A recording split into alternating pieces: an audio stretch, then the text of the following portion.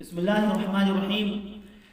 اسلام کے اندر کتنے نکاح کو جائز قرار دیا ہے اور کتنے کو ناجائز قرار دیا ہے، تو ایک بات کان کھول کر کے سن لیں کہ صرف ایک نکاح مسنون، عقد مسنون کو اسلام نے جائز قرار دیا ہے۔ اس کے علاوہ جتنے بھی ہیں وہ سب کے سب ناجائز ہیں۔ ناجائز کتنے ہیں وہ میں بتا رہا ہوں۔ نمبر 1 پر آتا ہے نکاح شغار، بدلے کی شادی، یعنی اس شرط کے ساتھ نکاح کرنا کہ میری بچے کی شادی آپ کے بچے کے ساتھ اور آپ کے بچے کی شادی میرے بچے کے ساتھ ہوگی، تو ایسے شادی بالکل بھی جائز نہیں، اس کو نکاح شغار بولتے ہیں۔ دوسرے نمبر پر ہے نکاح حلالہ، کانٹریکٹ نکاح، آج آپ نکاح کریں کل چھوڑ دیں، ایک ہفتے کے بعد چھوڑ دیں، تو ایسا نکاح بھی بالکل جائز نہیں ہے۔ نمبر 3 پر آتا ہے نکاح متع، کچھ گھنٹے کے لیے، کچھ وقت کے لیے، کچھ دن کے لیے، کچھ پیسے کے عوض، کچھ بدلے کے عوض نکاح کرنا، ایسے نکاح کو نکاح متع کہتے ہیں، یہ بھی جائز نہیں ہے۔ نمبر 4 پر آتا ہے نکاح مسیار، ایسا نکاح جو کسی عوض کے بغیر ہو، کفالت کی شرط کے بغیر ہو، یعنی صرف ٹائم پاس کے لیے شادی کی جا رہی ہو، تو ایسی شادی بھی، ایسا نکاح بھی جائز نہیں ہے، اس کو نکاح مسیار کہتے ہیں۔ تو عقد مسنون یہ اسلام کے اندر جائز ہے اور بلکہ مستحسن ہے۔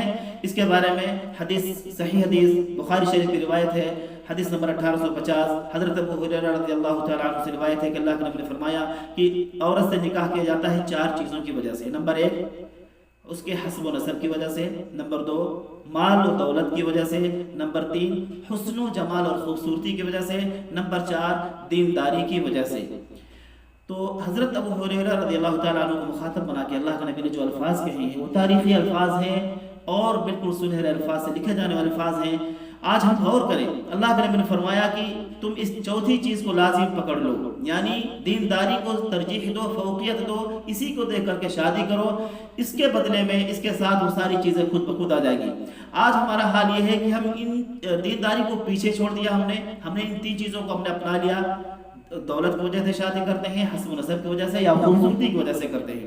اسی وجہ سے اللہ کے نبی نے فرمایا کہ تم اس کو لازم پکڑ لو ورنہ دنیا کے اندر فساد برپا ہو جائے گا۔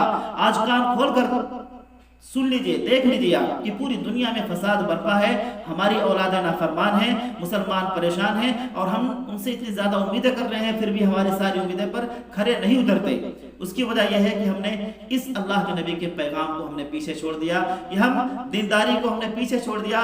ہم دینداری کو ہم تیسرے نمبر پر، چوتھے نمبر پر نہیں بلکہ ایک دم آخری نمبر پر رکھتے ہیں۔ اگر آ گئے تو ٹھیک نہیں، کوئی بات نہیں۔ میں نوجوانوں نے اسلام سے مخاطب ہوں کہ اللہ کے واسطے اللہ کے نبی کی اس بات کو لازم پکڑ لو، صرف دینداری کو دیکھ کر کے شادی کرو، انشاءاللہ ہمیشہ اس شادی کے اندر خیر و برکت ہوگی، اولاد کے اندر خیر و برکت ہوگی، اولاد ہماری فرما بردار ہوگی انشاءاللہ باذن اللہ، اگر ہم نے اس چوتھی چیز کو ترجیح دی اور ان 3 چیزوں کو چھوڑ دیا۔ وہ 3 چیزیں اگر اس کے ساتھ خود بخود آئے کوئی بات نہیں الحمدللہ، لیکن اس چوتھی چیز یعنی دینداری کی وجہ سے ہی شادی کریں، تبھی اس کے اندر خیر ہوگی، ورنہ دنیا کے اندر جو اللہ کے نبی نے کہا تھا فساد برپا ہو جائے گا، آج ہم اپنی آنکھوں سے دیکھ سکتے ہیں کہ دنیا کے اندر واقعی فساد برپا ہے۔